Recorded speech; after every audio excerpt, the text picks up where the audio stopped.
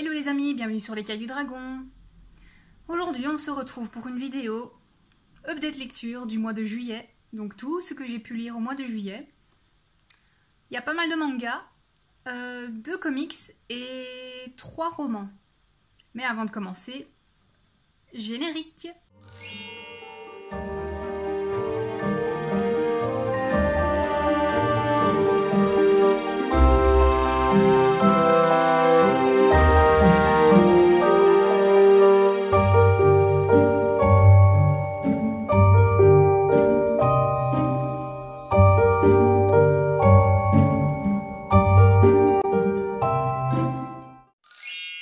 Avant de commencer cette vidéo, vous avez dû le voir au niveau des posts que j'ai mis sur ma chaîne YouTube. Le week-end passé, j'ai pu aller voir Rammstein en concert et franchement les amis, c'était pépite. C'était vraiment génial. Bon, bien sûr déjà, il faut aimer ce genre de musique, c'est du métal allemand. Ils sont très connus depuis des années, des nombreuses années. C'était vraiment génial, c'était au Stade Roi-Baudouin ici à Bruxelles. Première fois que je vais, je pense, première fois que je vais à un concert là-bas. C'était pas mal. Par contre, oui, au niveau du temps, c'était pas terrible, il a pas arrêté de pleuvoir. C'était très pluvieux. Faisait limite un peu froid même. Mais bon, là où moi j'étais placée, j'étais dans les gradins, donc assise, et à l'abri de la pluie. Donc ça va. Petit bémol quand même, c'est que j'étais un petit peu loin de la scène, donc les chanteurs, ils étaient tout petits comme ça.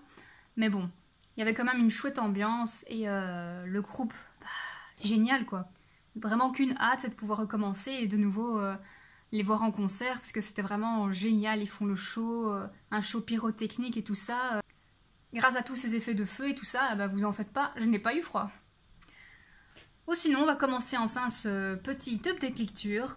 Et j'ai mon carnet de lecture justement ici, où à chaque fois j'annote les points positifs, négatifs, etc. Donc de temps en temps, je zioterai là-dessus. Je vais d'abord vous parler ici de 2 graphiques que j'avais trouvés en occasion. C'est les 2 premiers tomes, je crois... Ah bah oui, série complète, voilà. Je vais pas vous dire plus de bêtises, série complète en 2 tomes. Le comic Suicide Squad Renégat, le tome 1... et le tome 2. C'était pas mal, sans plus. J'ai quand même l'impression, même si c'est une série complète en 2 tomes, j'ai quand même l'impression qu'il y avait pas mal de petits clins d'œil à d'autres tomes précédents, étonnamment. Tout simplement parce qu'ils ont repris justement certains personnages qui devaient sûrement déjà être de base dans les autres comics. Mais voilà, c'était sympa. Je suis contente de les avoir trouvés en occasion, je vous avoue. J'aurais pas vraiment voulu payer, je sais pas quoi, 16 € ou 20 €, je ne sais pas pour ça. Les graphismes sont sympas. Rien de bien transcendant en soi. Par exemple. Très coloré. Voilà, c'est vraiment des... Parfois vous avez des jolies images, etc. Je vais pas vous raconter l'histoire parce que c'est vraiment en 2 tomes, donc tout se passe super vite. Au niveau ici de la Suicide Squad, on suit les personnages que vous connaissez, mais surtout dès qu'on ne connaît pas spécialement, ou du moins qu'ils ont maintenant introduit dans le film le plus récent où vous avez du style un homme requin ou quelque chose comme ça. Enfin, moi je l'ai pas vu le film, je suis restée au dernier avec le Joker de Jared Leto, je sais pas si ça vous dit quelque chose. Voilà, moi j'ai bien apprécié ce film-là. Ça a été assez décrié malheureusement, mais bon, voilà. Pas de prise de tête, vous voulez un peu de la Suicide Squad, voilà. Au niveau des mangas, il y en a quelques-uns. Ici, je vous montre, c'est The Beauty and the Beast of Paradise Lost. Les 2 premiers tomes, c'est de Kaori Yuki. Je vous avoue que je ne sais pas si je vais continuer la série. Tout simplement parce que je n'ai pas compris grand chose à l'histoire et je sais pas dans quoi ça va aller. En fait, ici, si je les ai achetés, c'est parce que j'aime beaucoup l'autrice, enfin la mangaka, et voilà, on va dire que c'est tout. J'aime bien en général les graphiques qui sont de cette autrice, on va dire. Ils sont assez beaux. Mais au niveau de l'histoire, je sais même pas vous la résumer, c'est tellement spécial. C'est une sorte de réécriture de La Belle et la Bête, ça vous pouvez vous en douter. Mais ça part très vite dans le what the fuck. Donc sincèrement, je ne sais pas. Je ne sais pas. J'hésite encore si je continue ou pas. En même temps, ils disent que c'est une série de 5 mangas. Donc il en manque 3. Donc soit je continue, soit je les revends et j'emprunterai ceux de ma meilleure amie. Je sais pas. Je vous avoue que je ne sais pas. De toute façon, je vous mettrai les liens avec les résumés dans la barre d'infos. Donc n'hésitez pas à regarder dans cette petite barre d'infos. C'est du boulot, hein, vous savez de faire ça. Mais en tout cas, voilà. Je ne saurais vraiment pas vous en dire plus. J'ai juste été happée par le fait que c'était cette mangaka et ça ne l'a pas trop fait. Donc, toujours en hésitation. Là où par contre, je n'ai aucune hésitation comme quoi j'aime bien, c'est les Frieren. Là, vous avez le tome 6, 7, 8, dont le 8 qui est justement un collector. En fait, c'est le tome 8 avec un jeu de cartes à l'effigie des personnages, tout simplement. Vous continuez les petites aventures de l'elfe avec ses 2 nouveaux compagnons. C'est super chouette.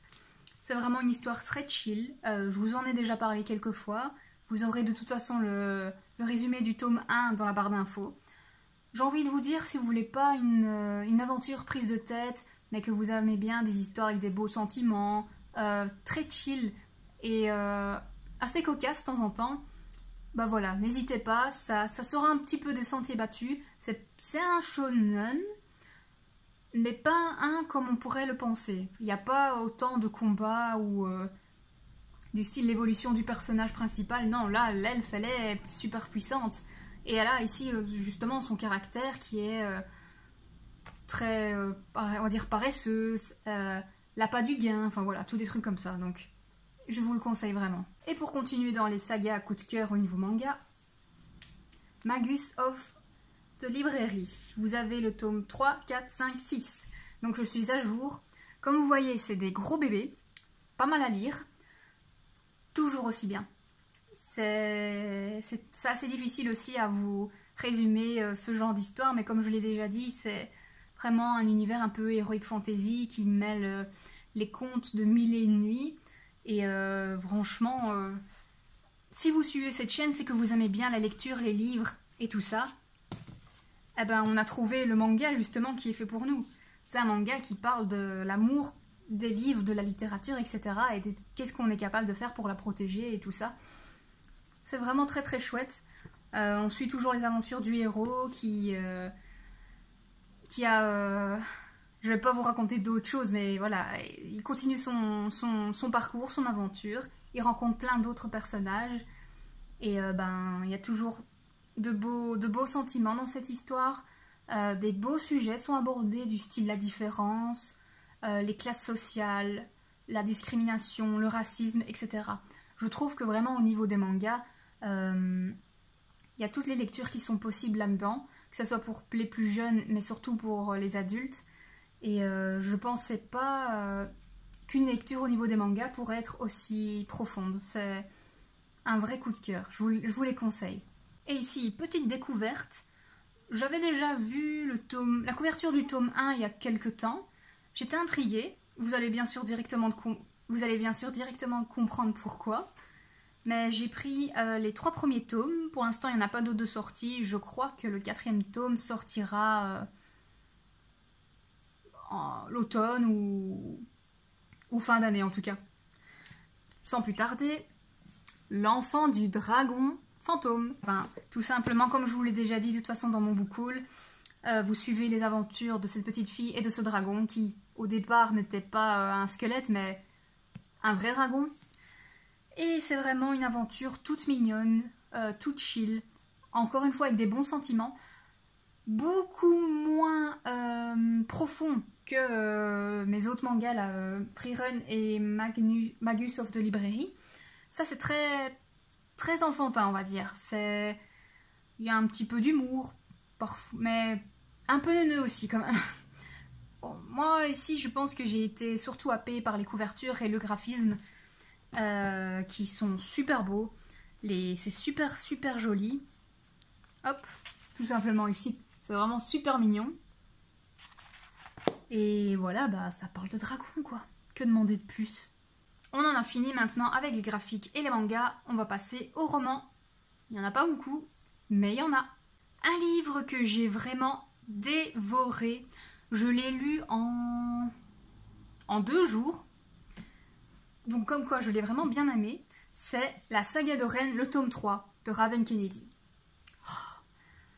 Et dire qu'au tout début, on va pas dire que je dénigrais le tome 1, mais à chaque fois je vous disais oui, faites attention, trigger warning, etc., etc. Me faites pas dire ce que je n'ai pas dit. Faut toujours faire attention à ces trigger warnings, mais vous pouvez passer outre si vous êtes assez mature pour savoir digérer tout ça, parce que au final le tome 1, il est très dur, il y a beaucoup de sujets très durs. Je vais pas entrer plus dans les détails. Le deuxième tome déjà, il était très chouette, une belle aventure et une belle évolution au niveau du personnage. Mais ce tome 3, non mais je vous jure, c'est le meilleur tome pour l'instant, tout simplement. Ici, vous continuez à suivre Oren qui s'affranchit de plus en plus de sa situation, on va dire. Elle rencontre d'autres personnages. Et bah, c'est pas mal, hein. La cocotte, enfin, elle évolue bien, on va dire. J'essaye de pas rentrer dans les détails parce que sinon je vais spoiler, mais ça envoie du lourd. Et surtout si vous lisez la fin. Waouh. Tout simplement, j'ai été happée, vraiment happée. Et je n'ai qu'une hâte, c'est de lire le tome 4 qui malheureusement a été postposé à plus tard. Normalement, il était censé sortir ici en août, mais au final, ce sera en octobre ou en novembre. J'avoue que je ne sais plus tellement, mais ça va être dur. Ça va vraiment être très difficile d'attendre jusque-là, mais bon, quand on n'a pas le choix, hein. Oh, sinon, un truc aussi qui m'avait un petit peu dérangé, mais c'est rien, ça, c'est surtout moi. Quand il y a des scènes de fesses, mais les gars qui sont souvent dans des romantésies, mais taisez-vous. Parce que franchement, dire oh vas-y bébé, hein, pour moi, c'est bon, faites la chose et taisez-vous. Franchement, c'est un peu pénible, ça devient un peu lourd ce genre de scène. Déjà que de base, j'aime pas spécialement ça. Heureusement, il y en a que 2, je pense, hein, dans tout le livre, mais c'est bon, faites la chose et taisez-vous, quoi, profitez, quoi. Donc voilà, on va peut-être s'arrêter avec ce genre de détails. Mais sinon, comme je vous l'ai dit, super belle évolution de Oren. Et c'est tout ce que j'aime en fait. J'ose pas vous en dire plus, mais yes. Pour ceux qui l'ont déjà lu et qui savent quoi, c'est bien Oren, bravo. Ah oui, petit aparté également. En e-book, j'étais en train de lire ça durant mon mois de juillet. Mais comme vous êtes au courant, je me suis fait voler ma liseuse. Donc je n'ai pas pu continuer ma lecture, étonnant. Voilà, bah j'en étais à... Je ne sais même plus, je crois que j'étais à 70% de la lecture, donc j'avais presque fini. Enfin, l'histoire commençait un petit peu à aller un peu plus vite. C'était intéressant, mais pas plus que ça. Mais je ne sais pas vous en dire plus, car je n'ai pas terminé cette lecture. Et tant que je n'ai pas de liseuse, je ne la continuerai pas, bien sûr. Parce que j'ai pas envie de lire ça sur mon GSM, c'est pas assez confortable, voilà. Donc, dans des prochains updates de lecture, vous aurez peut-être la conclusion de ce que j'ai pensé de ce livre. Ouh, qu'est-ce qu'on... Non, j'étais fort blanche là. Donc ici, un autre roman que j'ai bien apprécié, c'est un one-shot. Et c'est tiré de contes coréens que je ne connaissais pas du tout. C'est La fiancée du dieu de la mer. Super belle couverture. Je l'ai dévoré aussi. Vraiment, je l'ai lu en... Ah, bah je l'ai lu en un jour en fait, je m'en souvenais plus. Ouais, je pense que je l'ai bien aimé. Ouais. En tout cas, c'était vraiment une plume très belle, très poétique. C'est vraiment un monde enchanteur. Ça m'a fait beaucoup penser un peu au niveau des descriptions, l'univers de Ghibli, avec Mon voisin Totoro, Voyage de Chihiro, etc. C'était vraiment très sympa. Il y avait pas mal de créatures différentes, du folklore coréen, c'était assez intéressant. Il est question de dragons, donc oui, j'ai bien aimé. Mais soit, il n'y a pas que ça, hein, ça fait pas tout non plus. Hein.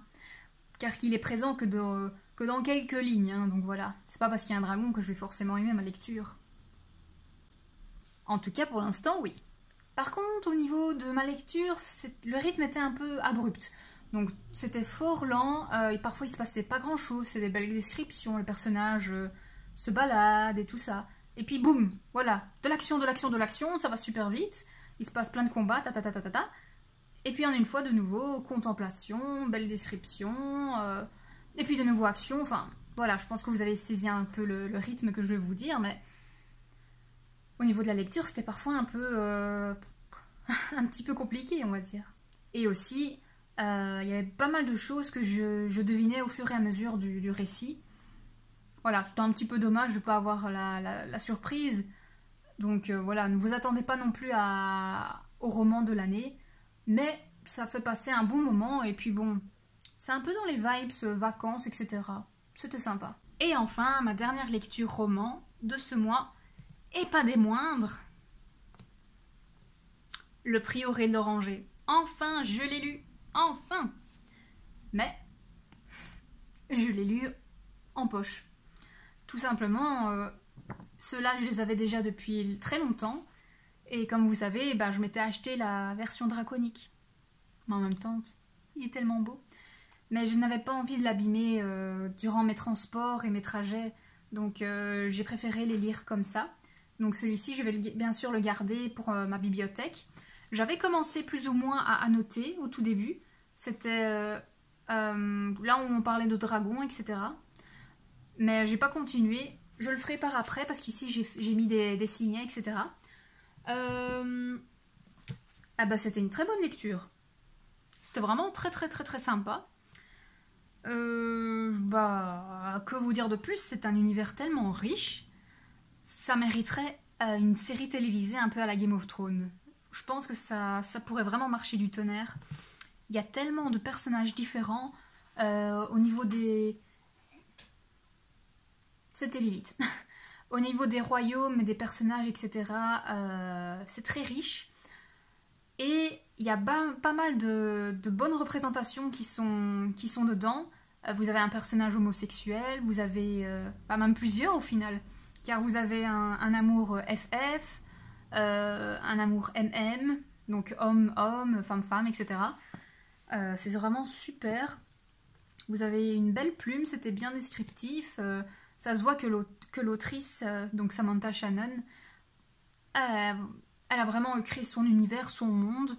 Donc je vous avoue quand même qu'il me tarde de pouvoir commencer le préquel, mais pas maintenant tout de suite.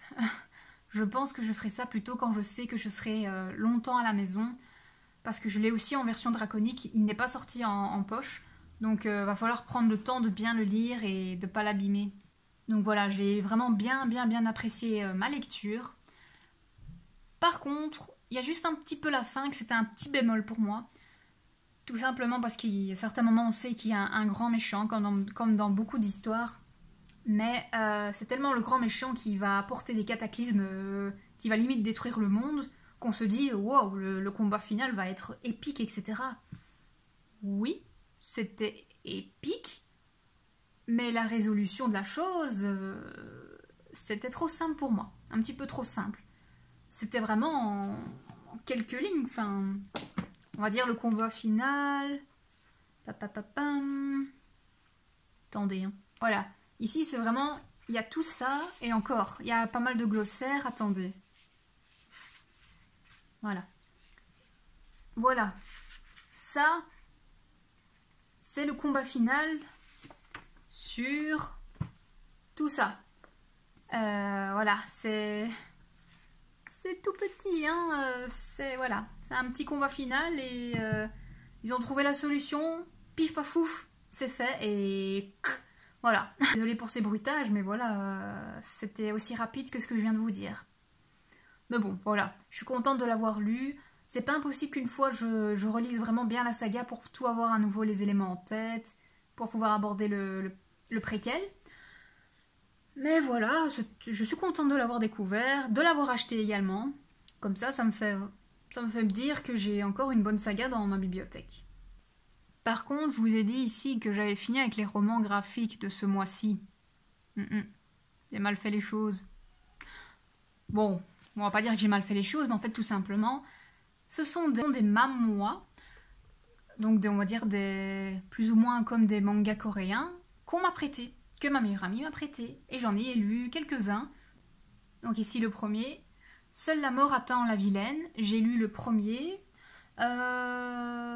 C'était donc un petit webtoon, sympa. C'est une jeune fille qui joue beaucoup à un jeu vidéo, un peu du style avec des relations amoureuses, etc. Et là, en fait, elle incarne... Il y a deux modes dans ce jeu. La première, c'est l'héroïne, donc tout se passe bien. Et le mode difficile, c'est vous incarnez la méchante de l'histoire. Ben, dans ce jeu, elle commence à mourir en boucle, elle n'arrive pas à avancer dans sa quête. Et en une fois, pouf, elle est dans ce jeu. Et donc c'est elle au final qui incarne la vilaine. Et donc on va suivre ses aventures où elle sait que malheureusement si elle ne réussit pas ce jeu, bah, elle mourra tout simplement. Donc on suit ses aventures avec les différents protagonistes masculins. Et c'est vraiment sympa, les graphismes sont assez beaux. Vu que ma meilleure amie les achète, ben je ne vais pas les acheter, ça sert à rien parce que bon, 15 €, je préfère leur mettre ça dans un poche ou dans 2 mangas.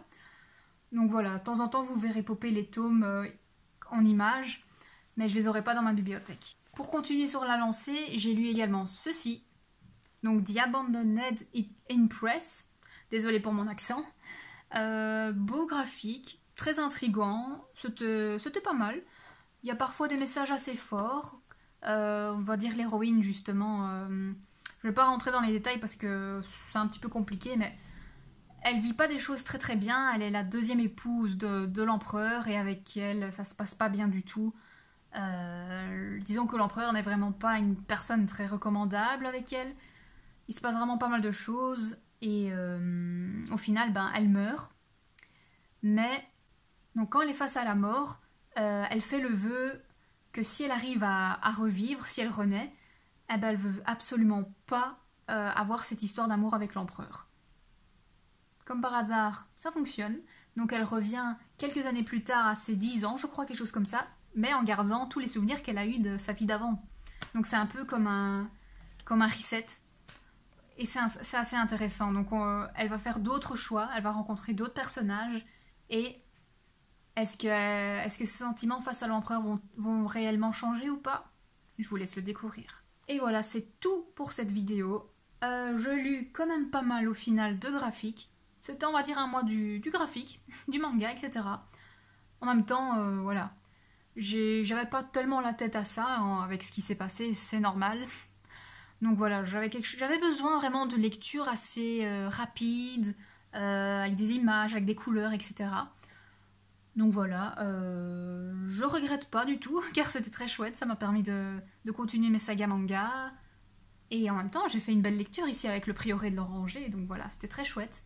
Au final, ce mois de juillet a été assez particulier, parce que bon voilà, au tout début, bah voilà, c'était chouette, j'ai fait Paradisa, un anniversaire surprise, puis malheureusement il y a eu l'agression au début du mois, donc il m'a fallu pas mal de temps pour bien m'en remettre. Ici ça commence à aller nettement mieux, je commence à avoir un peu moins peur au niveau des transports en commun, c'est déjà ça.